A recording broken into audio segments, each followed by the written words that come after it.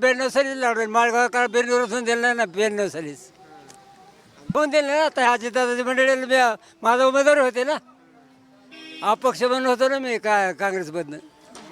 राहुल गांधी पंतप्रधान हो. बारामतीतील एका वारकऱ्यानं चक्क सायकलवर जे आहे ते पंढरपूरची वारी केली आणि ते त्यानंतर माझ्यासोबत आहेत. कधी निघाले होते पंढरपूरकडं सायकलच्या माध्यमातून? प्रसादापासून सासरचे 15 दिवस झाला गुरुवारी. हे थोडं अवघड गेलं नाही का? दिवे घाट एवढा मोठा अवघड आहे. त्याचं सवय आहे ना. पायी चालण्यापेक्षा सायकल चांगली का पायी चाललेलं चांगलं? पाय म्हणजे जात होते 24 वारे पाय केले बरं का. पण आता मला पोचायकडून चालणं व्हायला ना दिंडीत. तर तो गेल्या वर्षीपासून मी सासवडच्या पार्कमध्ये सोपा काकाच्या, त्याच्यामुळे मला तिकडे काही ओळख नाही काही नाही. ते आपलं सायकल बिचारा बांधायचा ते बागला बांधणारा आणि आपलं हळूहळू मागं पुढं चालायचं. हे देवाकडं मागणं मागितलं होतं का? कारण की याच्या अगोदर मला वाटतंय बऱ्याच निवडणुका तुम्ही बारामतीतल्या लढवल्यात. हो लढवल्या ना, 38 निवडणुका लढवल्यात बारामतीतून. काही देवाकडं मागणं मागितलं का नाही त्या संदर्भात? मागितलं काय असं त्या बिनविरोध होऊन देणार नाही असा व्यक्ती बी. लोकशाही जिवंत राहिली पाहिजे. कोणतीच निवडणूक बिनविरोध होऊ द्यायची नाही. आज सांगायचं 1992 ते 2026 अखेर 38 उमेदवारी झाल्यात. ग्रामपंचायत प्रश्न, सरपंच, अध्यक्ष, पंचायत समिती, झेडपी, माळगाव कारखाना आणि आमदारकी खासदारकी, हे सर्व पदे मी स्वतः देव लढलेली. कधी शरद पवारांच्या विरोधामध्ये निवडणूक लढवली का? हो लढवलेले 92 सालीच लढवले. माळगाव काळ बेरनिवरून दिलं नाही ना 92 सालीच.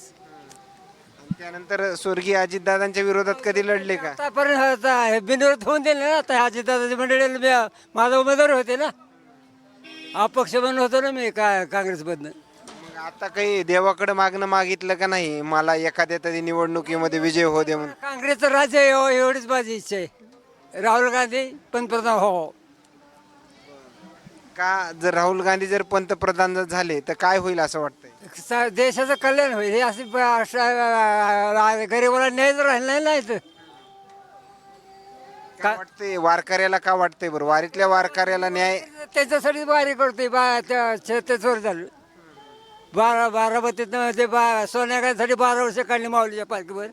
तुकाराम महाराजाच्या पालखीबद्दल त्या राहुल गांधीबद्दल, आणि आता शेवटचं तर प्रिया गांधीबद्दल चाललंय माझं 12 वर्षाचं. दिल्लीमध्ये एक विद्यार्थ्यांचं आंदोलन चालू आहे. त्यांना बराच लाठीचार्ज झाला होता दिल्लीमधल्या आंदोलनाला. आणखीन आंदोलन चालूच आहे. त्यावरून काय वाटतं बरं? त्यावर काय लोक हे हुकूमच आहे मोदी सरकारची. काय काय बघितलं दिल्लीतल्या आंदोलनातून? टीव्हीच्या माध्यमातून, ऑनलाईनच्या माध्यमातून? आता मोबाईल माझ्याकडे, मला काय ते तसले काय कळतं पेपर नाही तर एवढीच बातमी कळती. आता साधा मोबाईल असून एवढ्या निवडणुका लढवल्या. माझ्या घरी मोठं 4-5 मोबाईल आहेत बरं का, नातूकडे नाचोनाकडे. पण मला ते कळत नाही तर काय, मला हेच बघतं होत नाही, सवड होत नाही. त्याच्याकडे कसं बघतो बसते. एखाद्या वेळेस जर तुम्ही पवार साहेबांच्या विरोधात, शरद पवारांच्या विरोधामध्ये, अजित पवारांच्या विरोधामध्ये लढला असं तुम्ही सांगतायत, त्या दरम्यान काही तुम्हाला फोन करून त्यांनी कधी म्हणले नाहीत किंवा तुम्ही लढू नका? मला 2004 साली मला सोनिया गांधी तिकीट दिलं खासदारकीचं. तर मला इथून बारामतीला पुण्याला नेलं. मला पुण्याला म्हणजे अजितदादा म्हणजे किती करोड रुपये ते पाहिजेत, मला एक गिन्नी नको काय, फक्त मला साहेबांसंग बोलायचं आहे. तर म्हणजे मग साहेब बोलायचं तर साहेबाचं ऑपरेशन झालेले. ऑपरेशन म्हणजे काचत काय बघायचं त्यांना. तर मग दुसऱ्या दिवशी म्हणले माझी स्वतःची गाडी पाठवून देतो, तुम्हाला नवरा बायकोला गोविंद बागेत भेटायला सोडतो ह्याच्यामध्ये. तर दुसऱ्या ते माझा फॉर्म अकाउंट टाकला काय. पक्षानं दिलेलं तिकीटच तुम्ही नाकारलं का? ते मला माझं टिकून दिलं नाही ना. मला उगाच 2,000 गाडीवर मला नेलं काय तिथं पुण्याला. सोन्या गांधी तिकीट देतं म्हणजे तुम्ही फॉर्म भरला होता ना. अजितदादा जर हयात असते तर तुमच्या बारामतीचा विकास झाला असता का? विकास बारामतीचा विकास त्यांनीच केला. त्याच्यामध्ये माझं होत नाही. काय काल दादांची जयंती पार पडली, एखादी आठवण आहे का जेणेकरून तुम्हाला आठवतीये? बोललो आजपर्यंत तुम्हाला खरं ते सांगतो. लांब आपलं त्यांच्याला सहकार्य केलेले, पण मी बोललो ना मी. आता देवाकडे मागणं मागितलं म्हणा ना काँग्रेसची सत्ता यावी म्हणून. देवाकडे मागणं तेच आहे माझं, ते सर्दी भारी.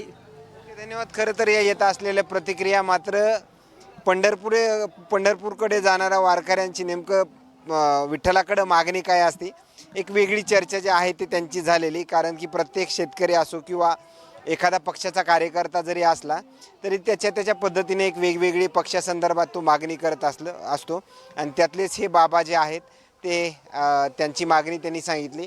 बाबा वय काय आणि तुमचं नाव काय आहे? शिवाजी जयसिंग कोकरे, मुक्काम पोस्ट 15 धुमाळवाडी, तालुका बारामती, जिल्हा पुणे. ओके, धन्यवाद. आलेल्या प्रतिक्रिया मात्र काय सांगून जातात हे नक्कीच समजलं असेल. कॅमेरामॅन सोबत सूरज उबळे, पंढरपूर.